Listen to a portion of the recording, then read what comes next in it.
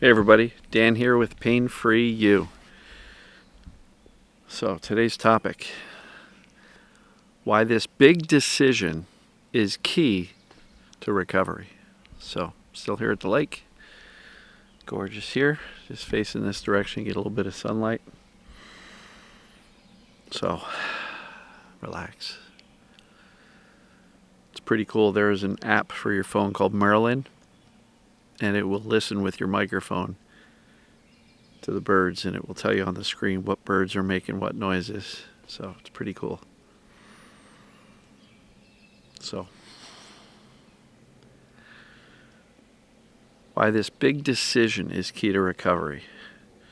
So what I'm talking about here is the big decision to accept that your symptoms are coming from a mind-body condition, meaning a brain perceiving danger.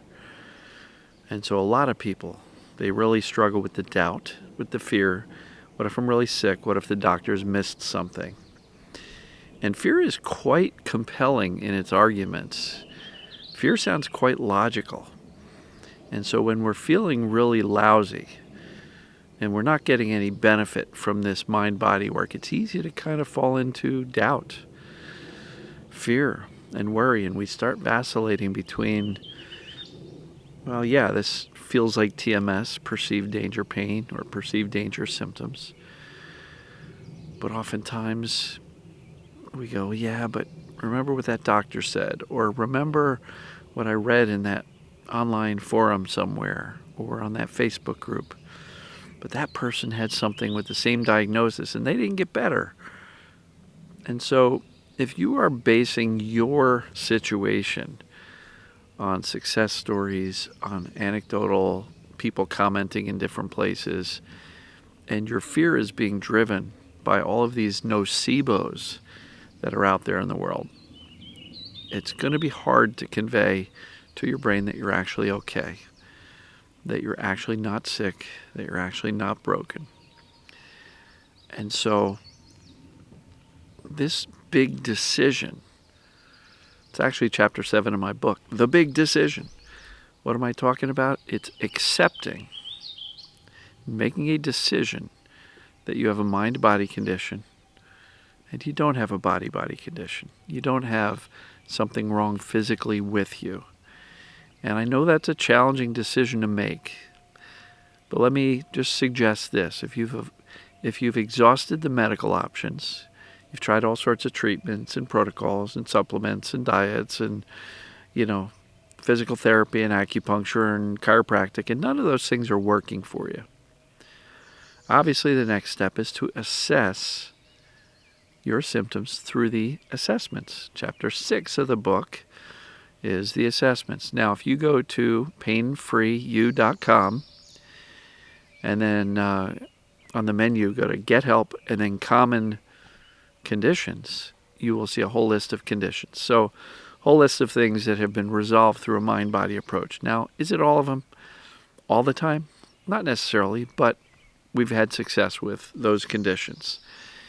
And so look there, but also if you scroll down is the FIT assessment. And that is a good place for you to assess your situation. So don't base your decision on yourself, on what you read or what you heard or what somebody told you. I'm going to really encourage you to understand the cause of symptoms is the brain perceiving danger, and we essentially want to assess our situation. The medical labels often are irrelevant, just what doctors call things. Just had somebody asking me about small fiber neuropathy. Okay, what do I know about that? Well, I know it's a medical label, and they do it by punch test to see how tight the nerves are together. But did that just happen? Or have you been like that your whole life? And why does it start hurting now? And do a lot of people with no symptoms have that nerve density, if you will? I think it's a medical label that is arbitrarily given to people based on the density of their nerves, but it's not any proof that that is causing the symptoms. So again, the medical diagnosis doesn't always matter, doesn't always get you any closer to getting better. So don't always accept the medical diagnosis wholesale, just without question.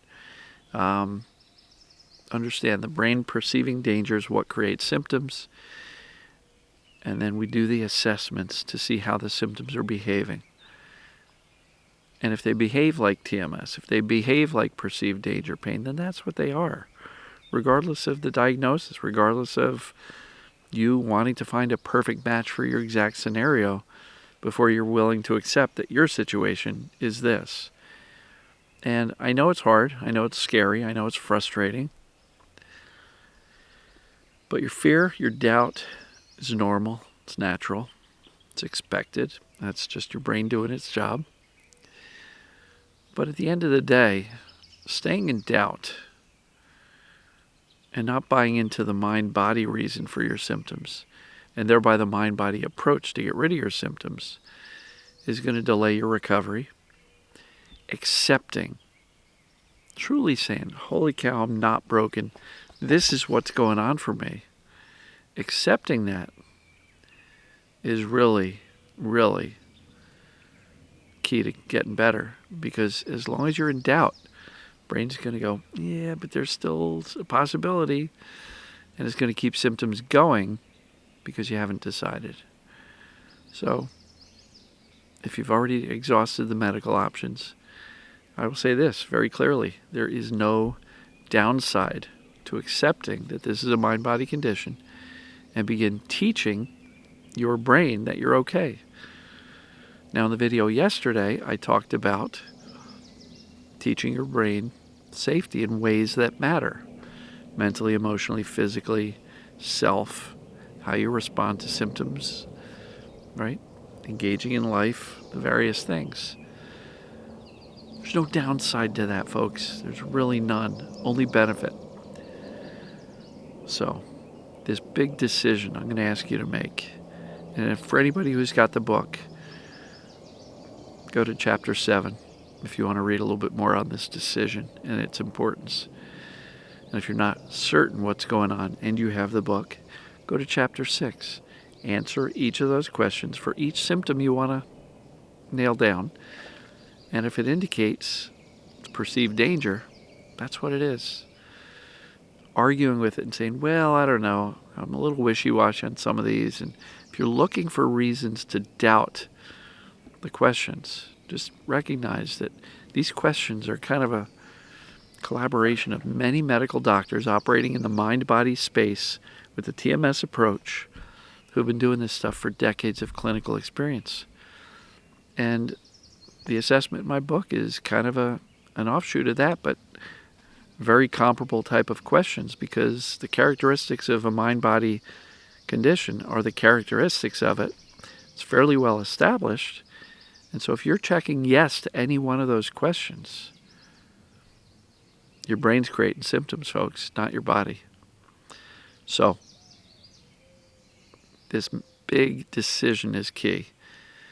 And if you have not been willing to make that decision because, well, Dan, what if I'm wrong? Okay.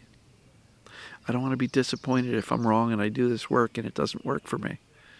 Okay, I get it. But what if it is a mind-body condition and your doubt and your fear of making this decision is the only thing that's stopping your recovery? You know, I don't want to be wrong. Well, you don't want to be wrong by rejecting TMS, perceived danger, as the cause of the symptoms.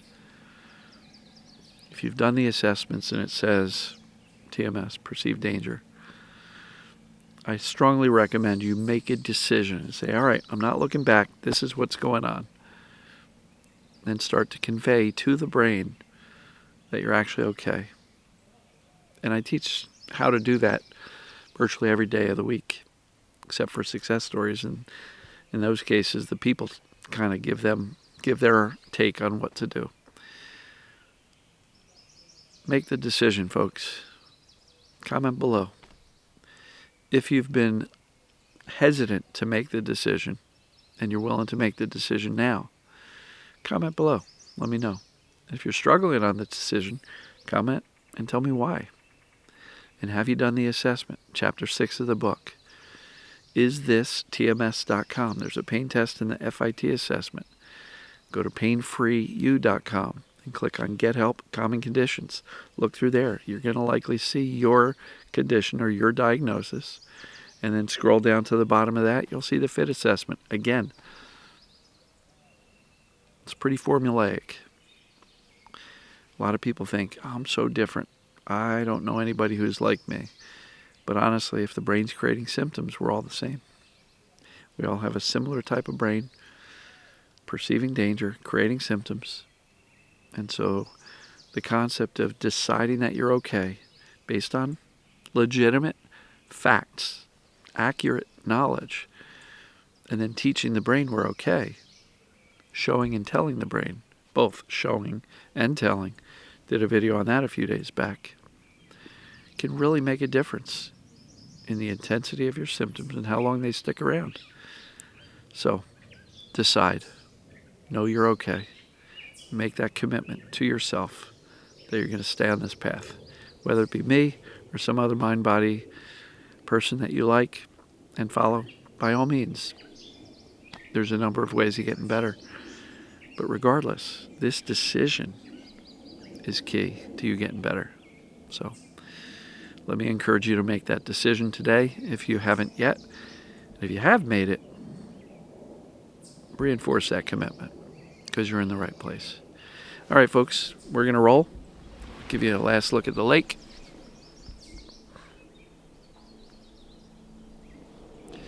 And my face is a little bit red. I think I must have caught some sun coming off the water. So we'll see you folks soon.